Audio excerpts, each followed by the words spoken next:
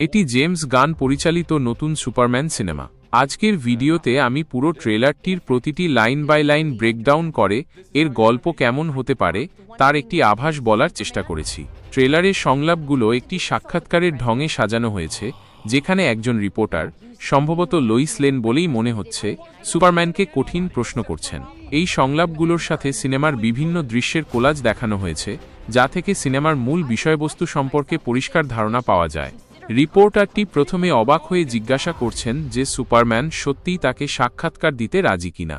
সুপারম্যানের নিশ্চিত জবাবে সাক্ষাৎকারটি শুরু হয়। এটি জোরালোভাবে ইঙ্গিত দেয় যে সুপারম্যান এবং এই রিপোর্টারের মধ্যে একটি পূর্ব পরিচিতি বা সম্পর্ক বিদ্যমান, অথবা সুপারম্যান জনসমক্ষে নিজেকে তুলে ধরার জন্য প্রস্তুত হচ্ছেন। সাক্ষাৎকার শুরু হয় রিপোর্টারের নিজের নাম, ট্রেলারে সম্ভবত কাল্পনিক ক্রোনহাইট নামে উল্লেখ করা হয়েছে, সুপারম্যান এবং মিস লেন উল্লেখ করার মাধ্যমে, যা একটি ক্লাসিক সাংবাদিকতা সেটিং তৈরি করে। রিপোর্টার উল্লেখ করছেন যে ইদানিং সুপারম্যানের কর্মকাণ্ড নিয়ে অনেক সমালোচনা হচ্ছে। পরিস্থিতির গুরুত্ব বোঝাতে তিনি বলছেন, ইটস আ লট। এরপর তিনি বলেন যে প্রতিরক্ষামন্ত্রী সুপারম্যানের কর্মকাণ্ড তদন্ত করার কথা বলেছেন। সুপারম্যানের প্রতিক্রিয়া এটা মজার ইঙ্গিত দেয় যে তিনি হয়তো সরকারি কর্তৃপক্ষের এই পদক্ষেপকে খুব একটা গুরুত্ব দিচ্ছেন না বা তাদের উদ্দেশ্য নিয়ে প্রশ্ন তুলছেন।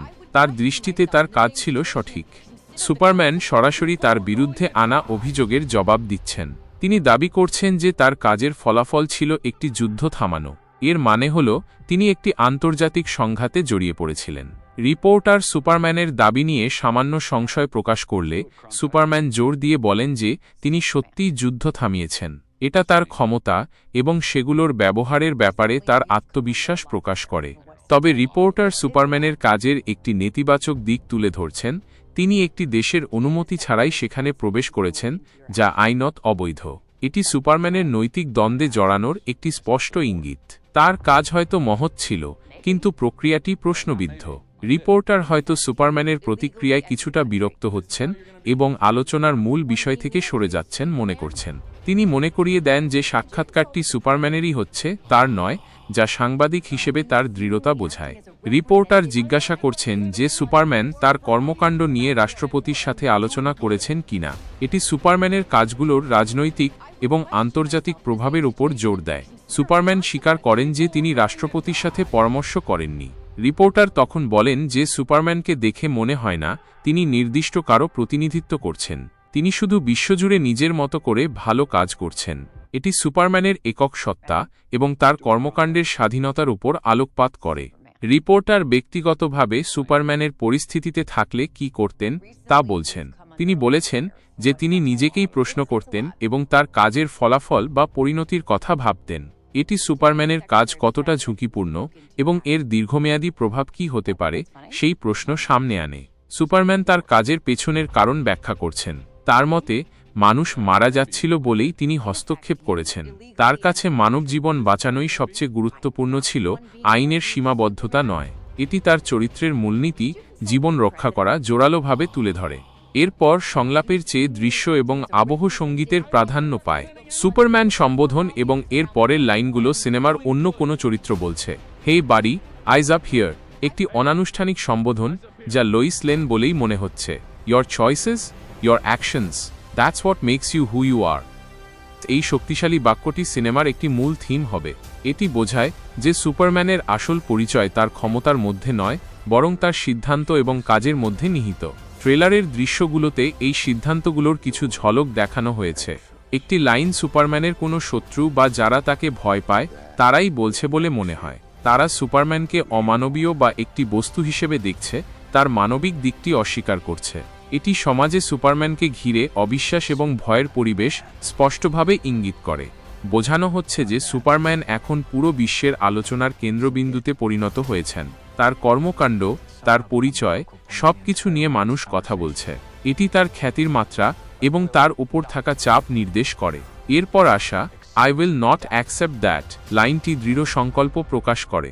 এটি লেক্স লুথরের মতো কোনো শত্রুই বলছে বলে মনে হচ্ছে, যে সুপারম্যানের ক্ষমতা বা উপস্থিতিকে মেনে নিতে অস্বীকার করছে। কিছু রহস্যময় লাইন আসে, যেমন I claimed your boots, I'll go get him for you. I claimed your boots এর একাধিক মানে থাকতে পারে। কেউ হয়তো সুপারম্যানের উত্তরাধিকার দাবি করছে বা তার পথ অনুসরণ করছে। অথবা এটি রূপক অর্থে ব্যবহৃত হয়েছে। I'll go get him for you. বাক্যটি সাহায্যের প্রস্তাব বা হুমকি দুটোই হতে পারে, কে বলছে তার উপর নির্ভর করে। ট্রেলারের শেষে আসা সহজ বাক্য ইউ হ্যাভ আ ডগ সুপারম্যানের ব্যক্তিগত জীবনের একটি ঝলক দেখায়। এটি নিশ্চিত করে যে তার একটি পোষা কুকুর আছে, ক্রিপ্টো দ্য সুপার ডগ।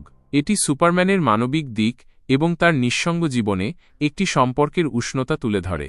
এই ট্রেলারটি থেকে দৃঢ় ধারণা পাওয়া যায় যে নতুন সুপারম্যান সিনেমাটি কেবল একজন সুপারহিরোর অ্যাকশন নির্ভর গল্প হবে না, বরং তার অস্তিত্বের নৈতিক, রাজনৈতিক এবং ব্যক্তিগত দিকগুলোকেও স্পর্শ করবে।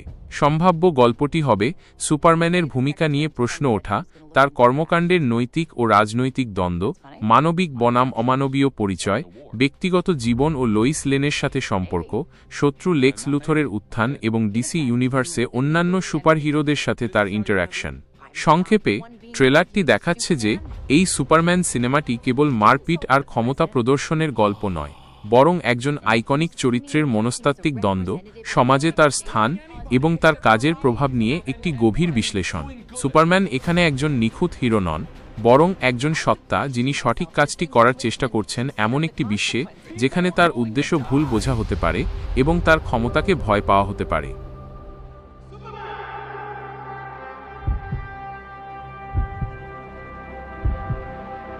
Hey, buddy. Eyes up here.